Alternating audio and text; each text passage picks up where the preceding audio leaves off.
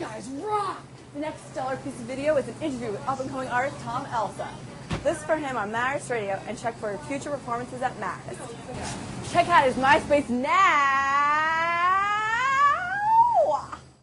Hello, I'm Erica Paris, and I'm here interviewing Todd Alsup. Hello. Hi, thank you for coming. My pleasure, thank you. Todd is an upcoming featured artist, and he took his time to come to Marist College to be interviewed. And I would like to state before we start that he is available for other club activities, along with TV and radio interviews and performances. So, Todd, where did you grow up? I was born and raised in the suburbs of Detroit. I'm the son of two public school teachers, and I grew up surrounded by music and loved it from a very early age.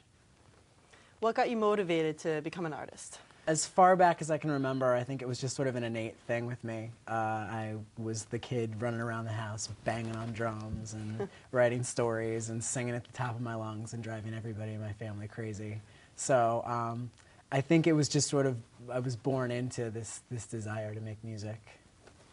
Very nice. Who's your biggest musical influence? I was trying to think about this, recently. Somebody asked me this question before, and I was trying to think of like artists that have inspired me, and as I thought about it, it was really teachers, I think, that influenced me more than anything. I grew up happily surrounded by a lot of great music teachers who really inspired me to follow my dream and to go after what I wanted. I had a piano teacher who was wonderful. I had a voice teacher who was really great as I was growing up. I had a choral director in high school who really just influenced me a lot. And I think those were my influences. So would you say that their style of music formulated what your style of music is today?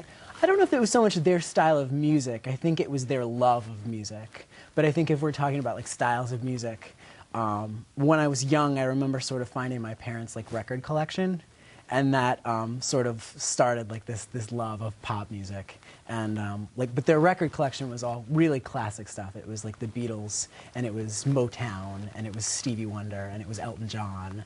And I think those are the artists that really help shape what my music is all about. Very cool. So I know you play the piano. How long have you been playing that for? I started studying when I was about 11.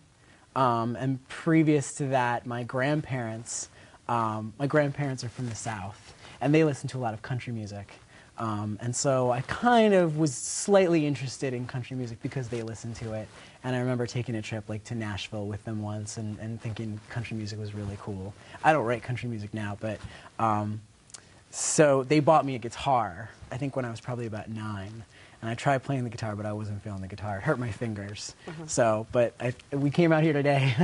I lugged my keyboard, and I think I said to you, I should have learned to play the guitar, because can't carry a keyboard everywhere. But that was my first instrument, but I hated it. So music teachers sort of recommended to my parents that I study piano. And that was, once the fingers kind of hit the keys, I was hooked. I was definitely connected to the keyboard. Nice. So what's your favorite song you've written and why? All right. I'm going to give you like the stock answer that I think most songwriters would give you, and I don't think I can pick one. Right. I have a lot of songs that I feel a close connection with.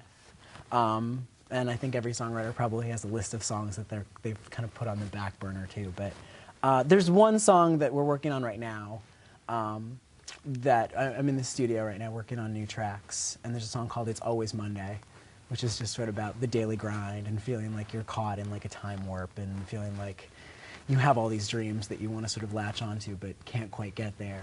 And for whatever reason lately, that's been a lot of fun to perform, and it's been a lot of fun to work on in the studio. So I guess if I had to pick one, that's my favorite right now.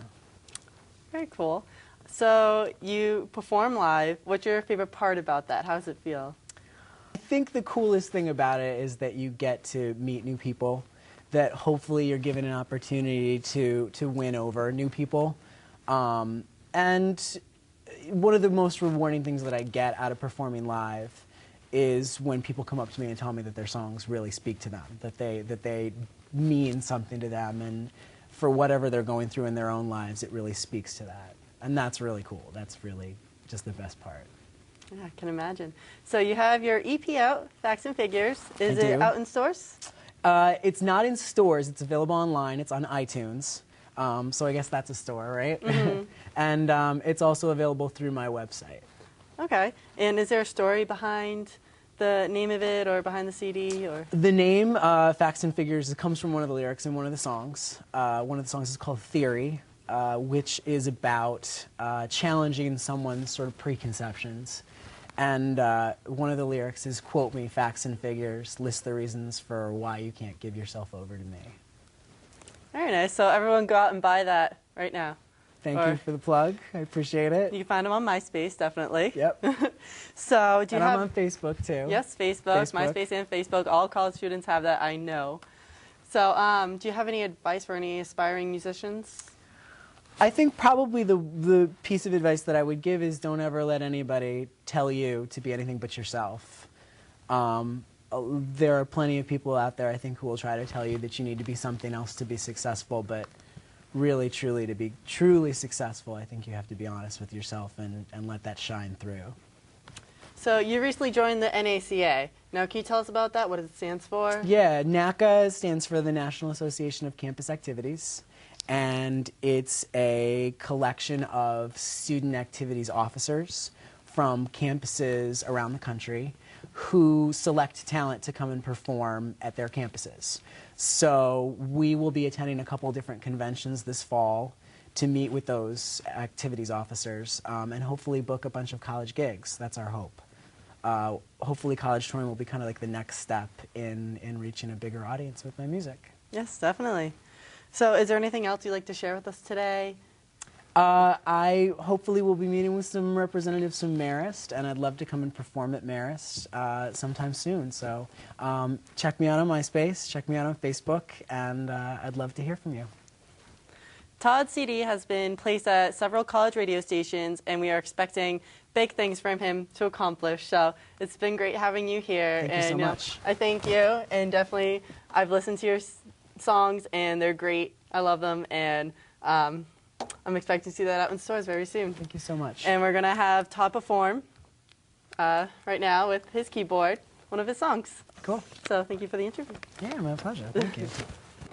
So this is one of my earliest songs. This is called How I'm Made.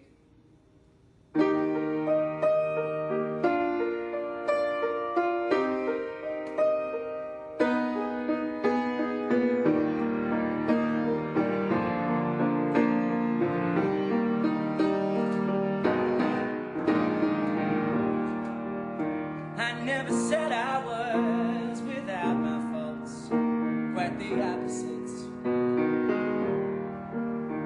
I'm a man who's flawed in many ways. I've accepted it. I won't pretend I'm what I'm not.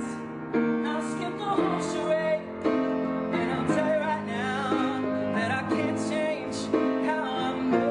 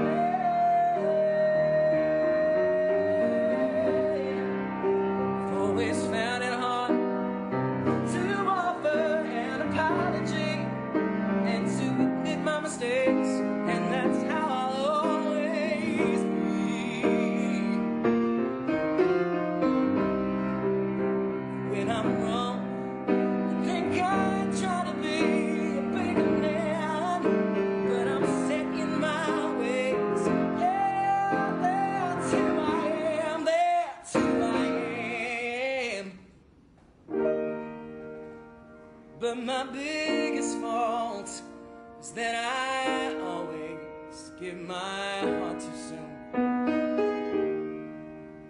I fell in love with you, and I began to plan a honeymoon. And now look at me, I'm broken hearted. I let myself get played.